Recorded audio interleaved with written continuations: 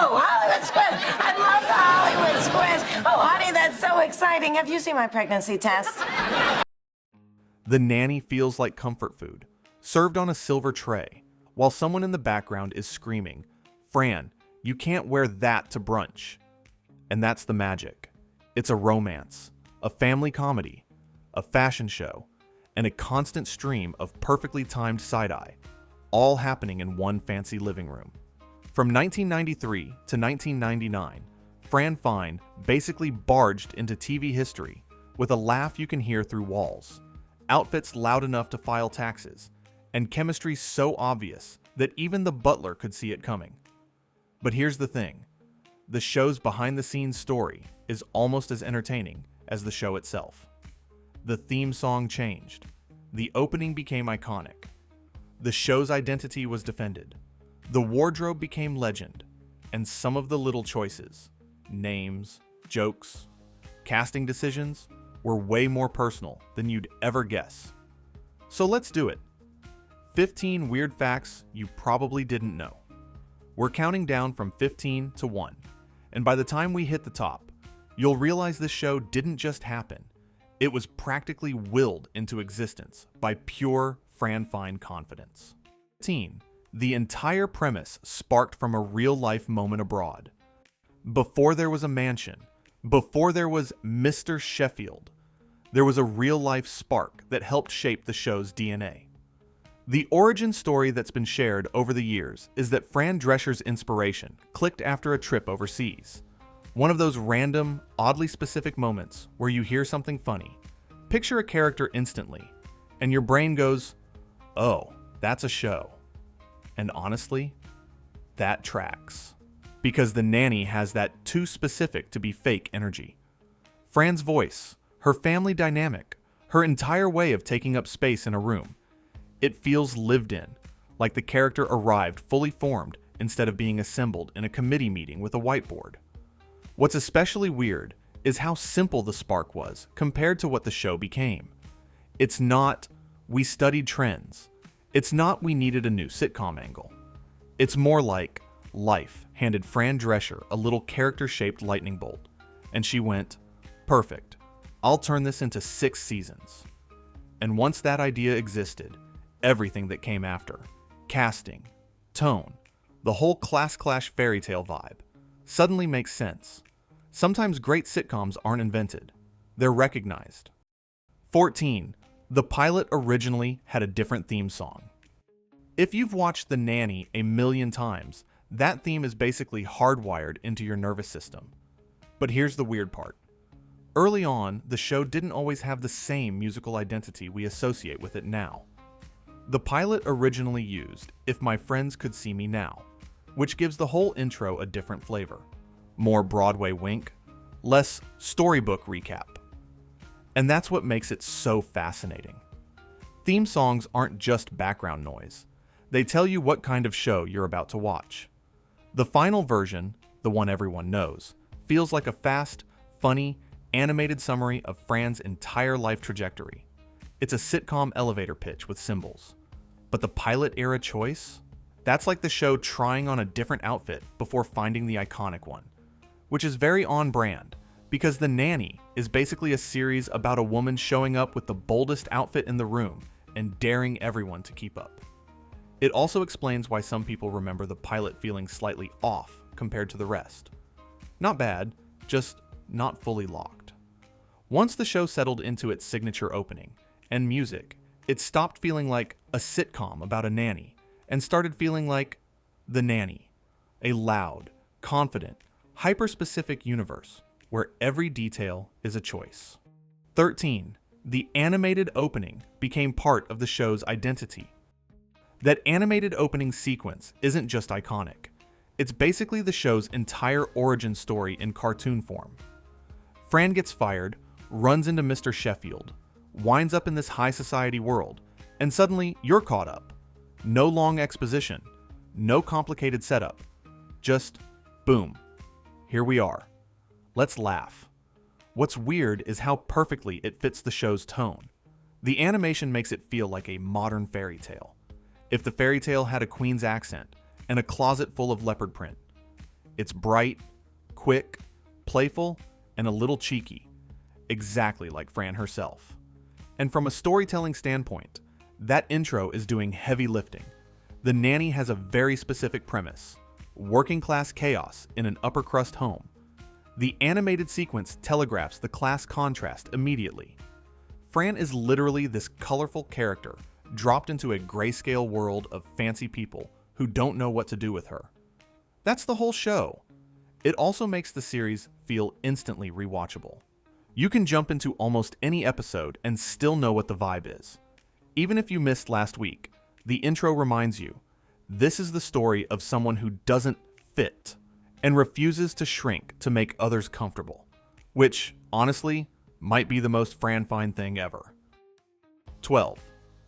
The theme song is Broadway grade on purpose. That theme song isn't just catchy, it's structured like a tiny musical number. That's because it was created by people with real Broadway chops, and you can hear it.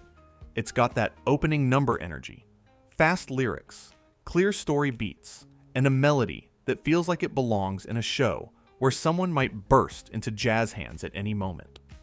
And that fits The Nanny perfectly, because the series always had Broadway in its bloodstream. The jokes are theatrical. The delivery is big. The show loves a punchline that lands like a curtain call. Even the characters feel like heightened archetypes. The icy socialite, the witty butler, the dramatic mother, the grandma, who's basically a lovable tornado. The weird part is how much storytelling the theme packs into seconds. It's not just, here's the title. It's, here's the breakup, the job loss, the chance meeting, the new life, and the whole comedic engine of the show. It's like the show didn't trust you to remember the premise, so it sings it at you at sprint speed, every episode, like a delightful threat. And once you realize the theme is basically a mini stage show, it explains why the series has such a strong identity. Plenty of sitcoms from that era feel interchangeable. The Nanny never did, because it treated itself like a production. Even the intro had to sparkle. 11. Fran's TV family was basically built from her real-life DNA. One reason the Fine family feels so real is because a lot of it came from Fran Drescher's own life, right down to the naming and the vibe. The mother-daughter dynamic isn't generic sitcom nagging. It's specific. It's the kind of specificity that makes you go, oh, this writer has lived this conversation. Sylvia isn't just a funny mom.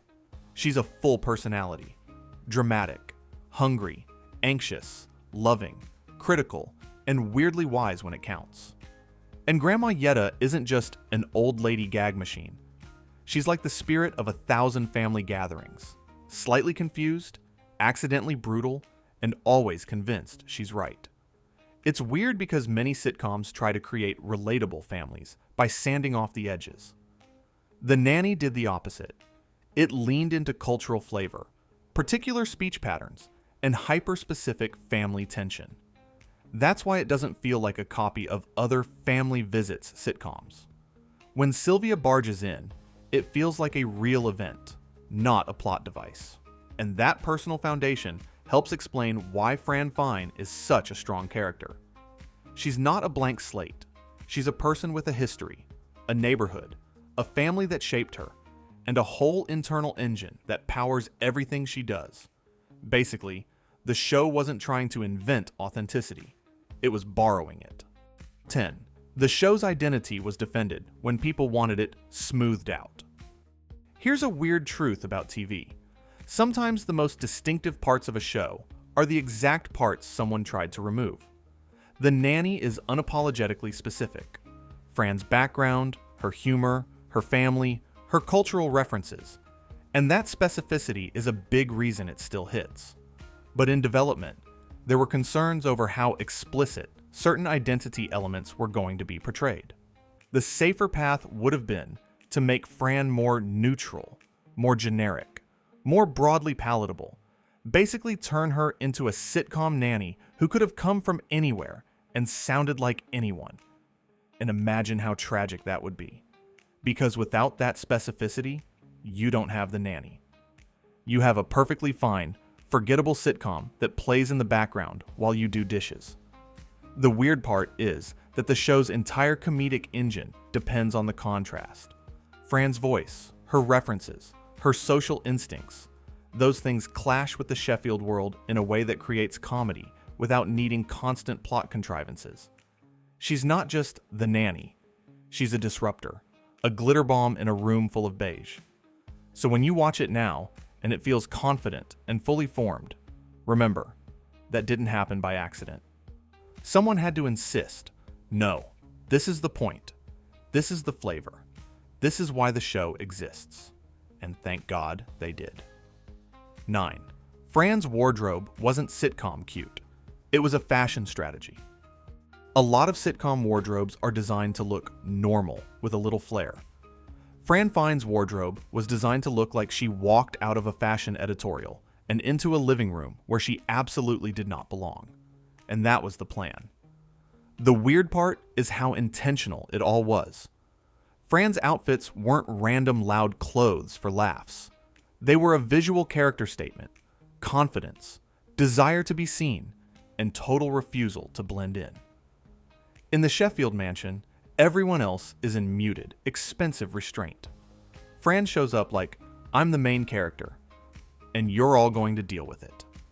And because the show aired in the 90s, it accidentally became a style time capsule. Miniskirts, bold patterns, structured pieces, dramatic silhouettes. Fran's closet is basically a museum exhibit titled, How to Be Unforgettable in a Room Full of Rich People. It's also a smart storytelling shortcut. Before Fran even speaks, you know who she is. She's bright. She's daring. She's a little chaotic. She's the kind of person who doesn't wait to be invited into the conversation. That's why people still talk about her looks today. The wardrobe didn't just support the character. It was the character, stitched into every scene like a punchline you could wear. 8. Some of those outfits became archived, like pop culture artifacts. Normally, TV wardrobes disappear into the void. They get sold, stored, recycled, or lost in the endless warehouse dimension where sitcom couches go to die. But the nanny wardrobe, that stuff became legendary. So legendary that certain pieces have been treated like collectible artifacts, kept, remembered, and even revisited. And that's so weird when you think about it. Most sitcoms don't produce outfits that feel worth preserving. The nanny did. Fran Fine didn't just wear clothes for an episode. She wore looks with personality. Some of them were so distinctive that fans can picture them immediately, like they're recalling a scene. It's also part of why the show's vibe feels timeless in a strange way. The jokes are 90s, sure. The references are 90s. But the visual confidence is evergreen. People still respond to that walk into the room like you own it energy. So when you see modern fashion accounts or nostalgia pages bringing up Fran's outfits like they're holy scripture, that's not just fandom. That's the show accidentally becoming a fashion influencer before that concept even existed. Basically, Fran Fine didn't just break into the mansion. She broke into the cultural closet, and some of those outfits never left. 7. The Sheffield house exterior is a real New York townhouse. Sitcom magic is always funny when you notice it. Inside the show, you're in this elegant Manhattan home with a staircase, a fancy foyer, and enough space for Niles to glide through a one-liner. But the exterior establishing shots? That's tied to a real NYC townhouse location. One of those blink and you miss it pieces of realism anchoring a very heightened world. Which is weird, because the show is so theatrical that you don't think of it as grounded. But that exterior shot does something subtle. It sells the fantasy. It tells you, yes, this is New York. Yes, this is money. Yes, Fran is now living in a world where people say summer like it's a lifestyle. And that's the point. The mansion is basically a character. It's not just a set, it's a symbol. It's the world Fran is trying to enter, negotiate with, and eventually reshape. Every time you see that exterior, you're reminded of the fairy tale element. Fran, the loud girl from Queens, in the heart of Upper East Side privilege. The weirdest part is how little the show needs to leave the house once it establishes that. You get one exterior and your brain fills in the rest. City, wealth, status, and a bunch of people who are not emotionally prepared for Fran Fine. So yes, the mansion is TV magic. But it's built on a very real New York vibe. 6. Live audience sitcoms had real-world safety realities. This is the least funny weird fact, but it's part of the era. Multi-camera sitcoms with live audiences weren't just laughs on demand. They were real events with real logistics. People lined up. People attended. And sometimes, safety concerns forced productions to tighten procedures, especially when a show had a big star and a devoted audience. Over the years, stories have circulated about sitcom productions becoming more controlled about who got into tapings, how audiences were handled, and how access worked behind the scenes. Whether it was specific incidents, general industry caution, or shifting standards, the vibe changed. A taping was still a fun experience, but it wasn't necessarily the casual free-for-all people imagine. And it's weird to remember that while the show feels like pure comfort, it was also a workplace, a public-facing production, and a high-profile set. Fame doesn't just bring fan mail, it brings unpredictability. The takeaway isn't dark scandal. It's more like, this was real TV in a real time, with real-world concerns. The show was glossy, but the production had to be practical. And once you think about it, it makes the live audience energy even more impressive. Because the cast didn't just have to be funny. They had to be funny, while a room full of people reacted in real time, under real constraints. Comfort TV, with very uncomforty logistics. 5. The show was constantly meta, like it knew you were watching. One of the sneakiest joys of The Nanny is how often it winks at you. It's not full-on breaking the fourth wall every scene, but it has a playful awareness. It references celebrity culture, the entertainment industry, and sometimes even the idea of sitcom tropes in a way that feels like the show is in on its own joke. That meta vibe makes sense when you consider Fran Drescher's comedic style. It's sharp, self-aware, and performance-forward. Fran Fine isn't pretending to be normal. She's a personality in a world of personalities. And the show's writing often treats the whole premise as a stage where jokes can comment on the very thing they're doing. It also helps the series feel more modern than some of its contemporaries. A lot of 90s sitcoms play it straight. Character does thing. Other character reacts. Laugh track. Move on. The Nanny will do that.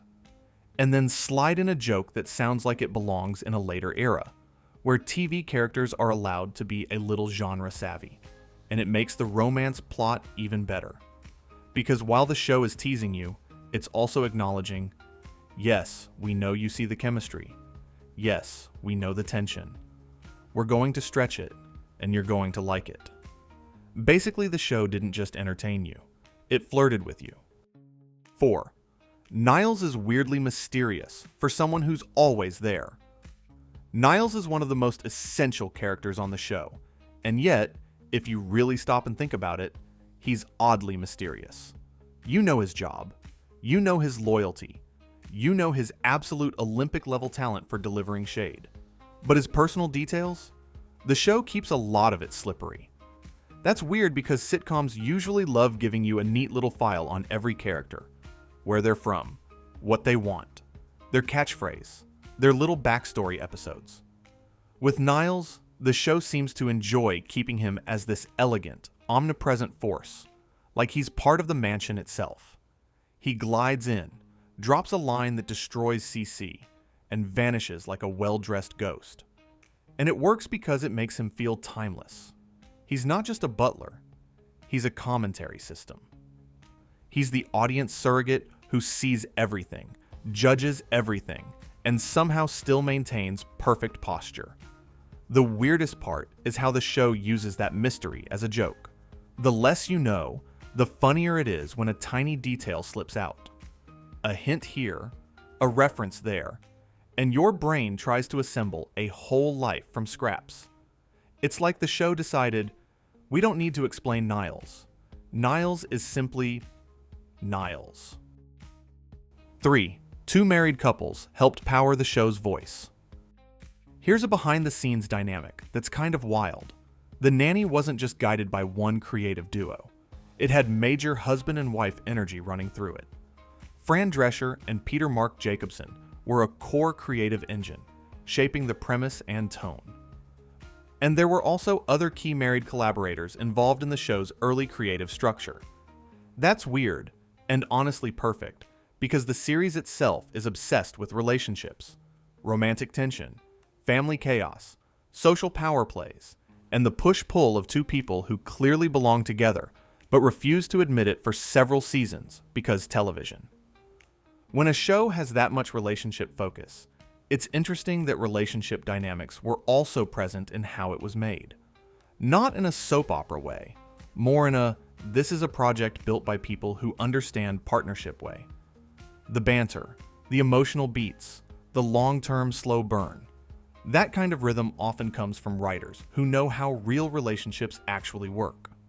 Funny, frustrating, affectionate, and sometimes petty for no reason. And because The Nanny is so voice-driven, it needed a consistent perspective. It couldn't afford to sound like every other sitcom. Having tight creative leadership, especially from people with shared lives and shared comedic taste, helped keep it coherent. So yeah, the show about chemistry was, in a very literal sense, made by chemistry. 2. Sylvia almost wasn't Sylvia. Casting had to be fought for. Sylvia Fine is not optional. She's not a supporting character. She's a force of nature who enters scenes like a marching band and leaves emotional damage behind. So it's bizarre to imagine a version of the show where the role wasn't cast the way it was, or where the network didn't instantly see the necessity. But that's one of the weird realities of TV. Networks often have opinions about casting that make absolutely no sense in hindsight. Sylvia is such a specific flavor, bold, pushy, hilarious, a little exhausting, and totally loving, that you can't just swap her with generic sitcom mom and keep the show's identity intact. And the role matters beyond laughs. Sylvia anchors Fran's background. She reminds you where Fran comes from. She makes the class contrast sharper, because when Sylvia steps into the Sheffield world, it's like a tornado wandered into a museum gift shop. She also gives the show its emotional grounding in a weird way. Under the jokes, Sylvia clearly loves her daughter, even when she's being insane about it. That messy love feels real, which is why her scenes land. So, hearing that there was resistance to the casting choice is like hearing someone tried to remove the cheese from pizza. Sure, you can technically do it, but then what are we even doing here? Sylvia is essential seasoning. Without her, the whole recipe collapses. 1. The show was pitched in the most Fran Fine way possible. The most perfect weird fact about The Nanny is how sitcom its origin story sounds. Fran Drescher has told versions of the story where she ends up on a flight with a network executive and essentially pitches the concept in that spontaneous, confident, this is going to work way. And I love that, because it's not just a fun trivia fact. It's basically Fran Fine in real life. Who else would be like, hi, we're trapped in the air together. Let me change your schedule for the next 6 years. It also captures something people forget about the 90s TV era. There was still room for bold, personality-driven shows to get made because someone believed in a voice. The Nanny isn't a format first. It's a character first, a perspective first, a specific comedic identity first. That's why the pitch matters. It wasn't a nanny sitcom as an abstract. It was Fran as a premise. Fran barging into a world she doesn't belong in and winning anyway. So when you watch the show and feel that unstoppable momentum, Fran always talking, always pushing, always forcing emotion to the surface, that's not just acting. That's the series' origin story baked into its personality. The show was literally born from a moment of confidence, which is the most nanny thing imaginable. Conclusion. And that's the secret sauce of The Nanny. It wasn't just funny. It was specific. It knew exactly what it was. Romance tension wrapped in family chaos, served with fashion bravado, delivered with Broadway timing, and sharpened by the deadliest sitcom weapon of all, Niles's facial expressions. When you rewatch it, you can feel how intentional the choices are. The theme song isn't just catchy. It's a mission statement. The opening isn't just cute. It's a fairy tale recap. The family isn't generic. They're lived in. Even the wardrobe isn't decoration. It's character psychology with shoulder pads. And the weirdest part? For all the big personality, the show's heart is surprisingly simple. It's about a woman who refuses to be small, and a man who slowly realizes that's exactly what he needed. Now, I want to hear from you. Which of these weird facts surprised you the most? And be honest, what's your all-time favorite Fran outfit? Or your favorite Niles takedown of CC?